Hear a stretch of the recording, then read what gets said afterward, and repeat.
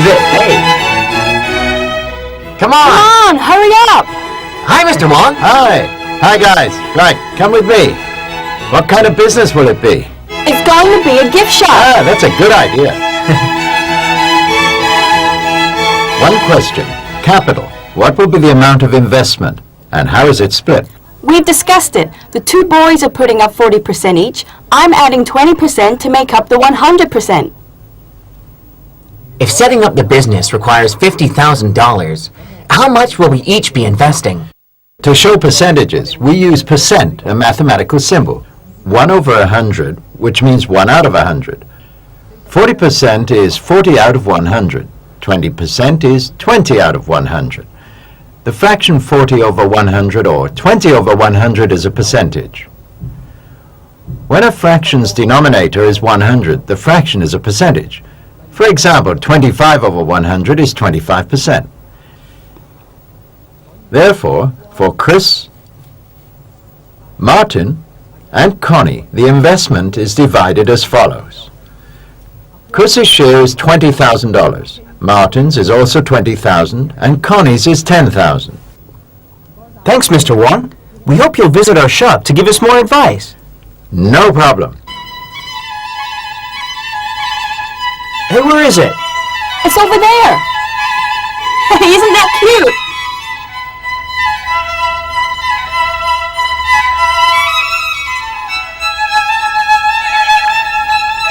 Mr. Wong! Hey there! Mr. Wong! Come in! Hey, great job, Come in and Mr. look Wong. around. Hey, nice. Looks good. Hey, who designed it? Can't you guess? Me. You've done a great job. Thank you. Well then, you've been open 3 months now. How's business? I'll show you. Come on. Now, September's turnover was $8,000. October's turnover was $10,000. And November's was $8,000. To compare October's turnover with September's, we'll take September's turnover as a reference. October's turnover exceeded September's by $2,000, so October's turnover exceeded September's by 1/4. Therefore, the turnover increased by 25%. However, November's turnover was down on October's. If we take October's turnover as the reference, November's was $2,000 less. If we compare the 2 months, turnover decreased by 1/5 in November. That's a decrease of 20%. The difference is $2,000 each time, but in terms of percentage, they're not the same. Percentages indicate the relative degree of change. The first percentage is 25%, representing an increase. The other is a negative 20%. A negative value indicates a decrease, so the degree of increase in October is greater than the degree of decrease in November. Among the things you sell, which items have changed in price? This frame here was originally priced at $8, but we put it up to $2 more. And there's this toy. Its original selling price was $20, but we put it up to $22, a $2 price rise. Which of those two items had the greatest degree of increase? Well, I'm not sure. Well, to compare the degrees of increase, we calculate each proportion of increase as a percentage. The resulting percentage is called the percentage increase of the selling price.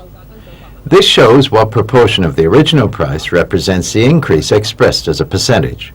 For a photo frame, the price increased from $8 to $10, an increase of $2. What percentage of the original price of $8 does the price increase of $2 represent? The percentage increase here is 25%. This means the proportion of $2 to the original $8 is 25 out of 100. The price of the toy increased from $20 to $22, an increase of $2. So the percentage increase here is 10%. So the proportion of the $2 increase to the original $20 is 10 out of 100. So, even though both increases were both $2, by comparing the values of the two percentage increases, we see that the photo frame had a greater degree of increase. One of the factors for a price increase is the rise in the cost price. And so the higher the cost price, the higher the selling price has to be. That's right. Selling price has an effect on profit. Profit equals selling price minus cost. I see. I guess it's the same with this radio here. Its cost price is $10, selling price $14, profit $4. And take this calculator. The cost price is $20, sold at $24, profit $4. On the surface, selling a radio or a calculator gives the same profit as we saw. But consider the costs. Is it best to sell the radio or the calculator? It's better to sell the radio because its cost price is lower. Yes, of course. We'll use a percentage profit to calculate return on investment. For a given amount of profit, the lower the cost, the greater the percentage profit, and the better the return on investment. Do you know how to calculate the percentage profit? Yes, percentage profit equals the profit divided by cost and multiplied by 100%. Why don't we work out the percentage profits for the radio and calculator? The profit gained from selling a radio is $4, and the cost price is $10, so the percentage profit is 40%. This means that for every $100 invested, there'll be a profit of $40. The profit from selling a calculator is also $4, but the cost price is $20, so the percentage profit is 20%. This means that for every $100 invested, the profit is $20. In business, there's also losses. The opposite of percentage profit is percentage loss. Do you know how to calculate percentage loss? As we said before, when the selling price is greater than the cost price, we make a profit. Profit equals selling price minus cost. However, when the selling price is lower than the cost, we make a loss. Loss equals cost minus selling price. So the percentage loss must equal loss divided by cost and multiplied by 100%, right? I see, but what advice would you give us to make sure that our business runs smoothly? I have one suggestion to make. Invest in a good computer system to keep better track on the turnover. Good idea.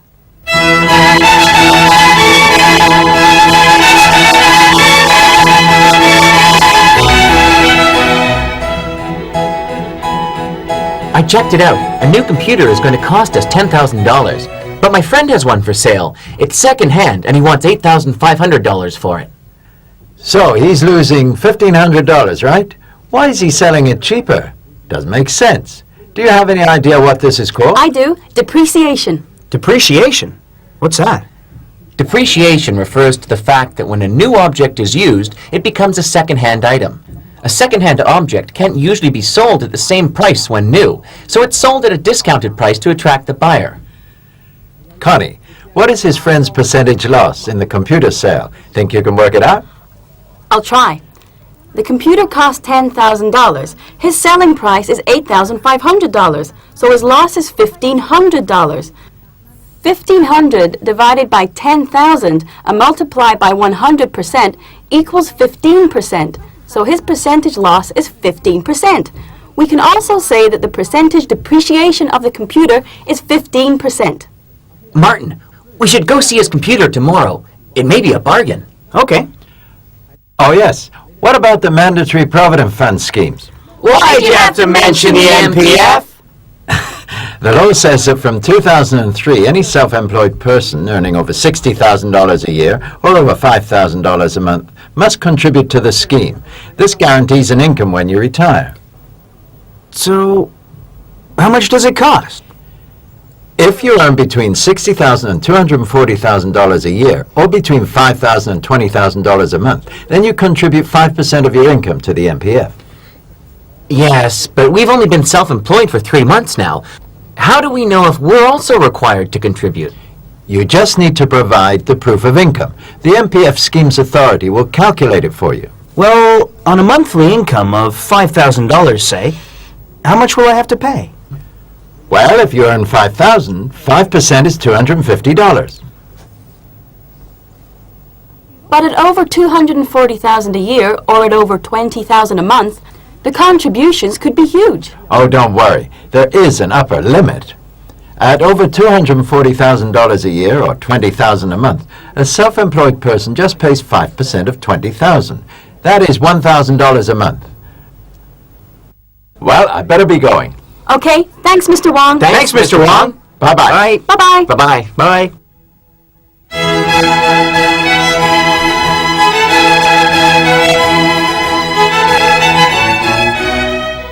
Hey, net profit this year after expenses and salaries is $50,000. Yay, we're rich!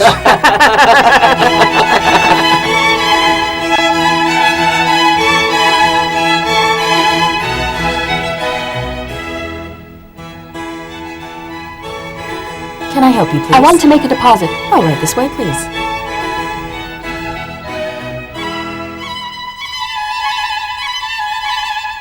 I'd like to put $50,000 into my fixed deposit account for 3 months. What is the interest rate for fixed deposits now? Let me see now. For 3 months deposit, the rate is 2%. 2% per annum. So if I deposit $50,000 into my account and the rate is 2% a year, how much is the interest after 3 months? The principal is $50,000 and the interest rate 2% per annum. The deposit period is 3 months, or 3/12ths of a year. Interest equals the principal times the annual interest rate times the number of years. Therefore, after 3 months, the interest is $250. This interest is calculated on a fixed principal and is called simple interest. The amount equals the principal plus interest. In this case, $50,000 plus $250. So the amount here is $50,250. We can also calculate the amount directly. We can then subtract the principal from that figure to obtain the interest. Would you like to earn more interest? Of course, why not? If the principal and the interest gained are not withdrawn at the end of the 3-month period, and the deposit period is extended for a further 3 months, then the bank will use the amount from the end of the previous period as principal for the calculation of interest in the new period. The total interest thus earned is called compound interest. Compound interest is calculated on the basis that the principal changes with the addition of the interest gained, so the interest itself also generates interest. Well, I'd gain a lot more interest that way. Say for a 3-year fixed deposit, what would the interest be? For a 3-year fixed deposit, the interest rate is 3% a year. Taking $50,000 as a principal and an interest rate of 3% a year, what is the difference between simple and compound interest methods over the 3 years? Let's see. With a principal of $50,000, an annual rate of 3%, and a deposit period of 3 years, and using the simple interest method, that is, fixing the principal at $50,000 and the deposit period at 3 years, the amount would be $54,500. The interest thus gained would be $4,500.